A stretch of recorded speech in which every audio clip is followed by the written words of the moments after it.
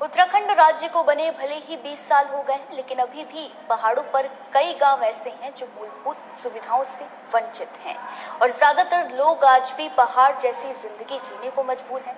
कई गांवों में सड़क, बिजली, शिक्षा, स्वास्थ्य की कोई व्यवस्था नहीं है, जिससे लोगों को काफी परेशानी होती है। तो वहीं कई ग्रामीण आज भी कई किलोमीटर पैदल चलने को मजबूर हैं। इस रिपोर्ट में देखिए।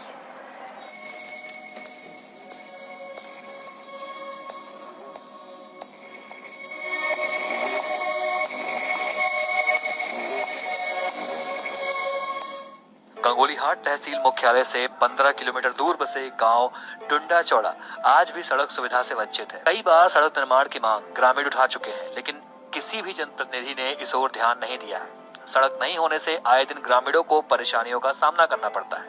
वहीं अब ग्रामीणों ने एक मुहिम चलाई है और श्रमदान कर सड़क बनाने का फैसला किया है।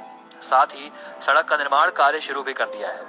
सड़क निर्माण कार्य में प्रवासी भी अपनी अहम भूमिका निभा रहे हैं। यहाँ ग्रामीणों ने अब तक 2 किलोमीटर सड़क का निर्माण कर दिया है। मैं नोएडा जॉब करता था कॉल सेंटर पे, वहाँ से मैं अभी कोरोना की वजह से गांव आया और फिर क्वारंटाइन में था, फिर होम क्वारंटाइन में था।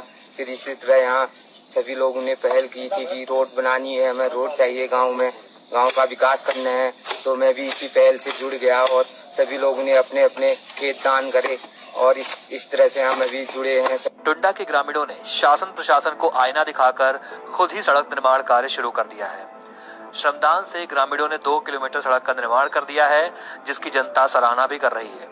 ग्रामीण लंबे समय से सड़क निर्माण की मांग कर रहे हैं। इसके लिए उन्होंने जिला सहित राजधानी के कार्यालयों के चक्कर भी काटे, लेकिन उनके हाथ निराशा लगी।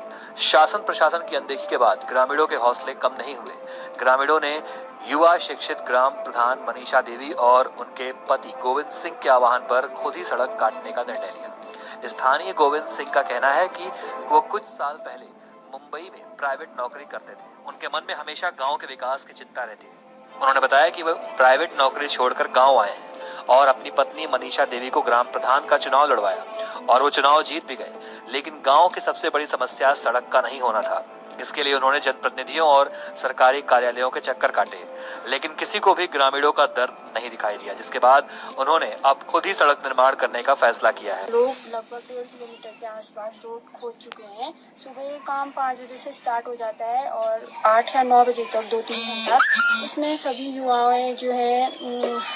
लोग जो हैं उन लोगों का भरपूर सहयोग हमें मिला है।